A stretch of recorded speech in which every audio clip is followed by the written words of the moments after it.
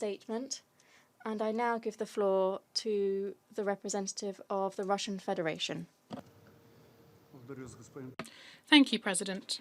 We would like to express our gratitude to the delegation of Niger for taking the initiative to convene this important meeting. We'd like to thank the Special Representative of the Secretary General, Ms. Gamba, Executive Director of UNICEF, Ms. Faure, and the other briefers for their contribution to today's discussions. The succession of never-ending armed conflicts and the alarming information that we receive periodically about civilian casualties, including children, mean that the topic of today's meeting is relevant. 15 years ago, the Security Council adopted a flagship resolution, 1612.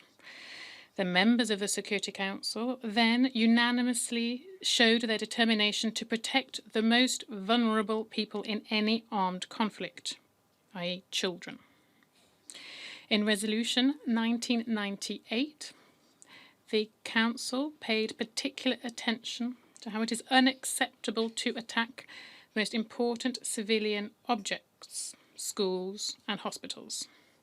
Since then, the situation of children who, by accident and against their will, find themselves in armed conflicts is subject to continuous monitoring by the Security Council and its specialised working group.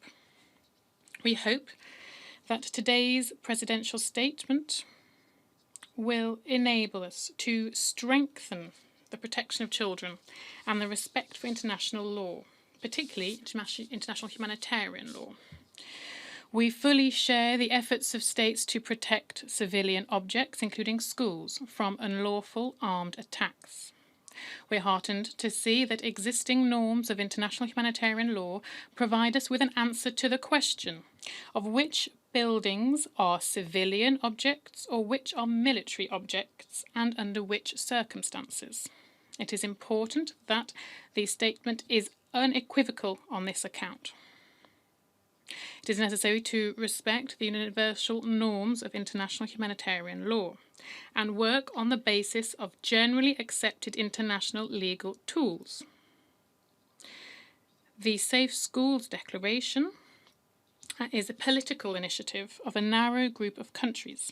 It does not yet enjoy universal support. President. Unfortunately, the presidential statement does not reflect one of the most relevant aspects of the children's agenda, i.e. repatriation of children from conflict zones. Recently, the Russian Federation has evacuated another group of Russian children from the Syrian conflict zone. We'd call on all member states to step up their efforts to repatriate children who find themselves in conflict zones. Children should not suffer because of the unlawful terrorist activities of their parents and guardians. How a state treats its children shows how civilized that state is.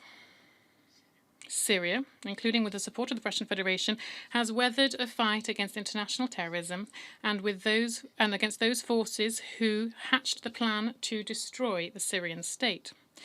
Over the years of the war, housing, hospitals and schools have seriously suffered. Now the task is to rebuild these facilities.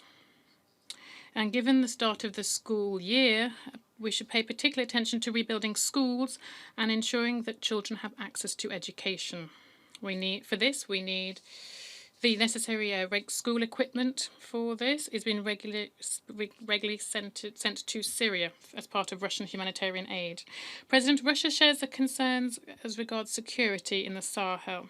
In the region, the terrorist activity, inter-ethnic and inter-community conflict is spreading, as is drug trafficking and organised crime. Armed groups openly have recourse to barbaric methods of warfare and deliberately targeting civilian objects, including schools. It is children that suffer from this situation. The coronavirus pandemic has rendered the situation in this region even more complex, increasing the distress of the population, including children. In this connection, we'd reaffirm our full support to all of those who are fighting a tough battle against terrorism in the region. We are certain that even given the limitations linked to the epidemic, the African states and public institutions will be able to successfully address the challenges before them. The work of the United Nations Office in Western Africa and Sahel, in cooperation with the African Union and with other regional organisations, should enable this. Thank you very much. I thank the representative of the Russian Federation for his statement.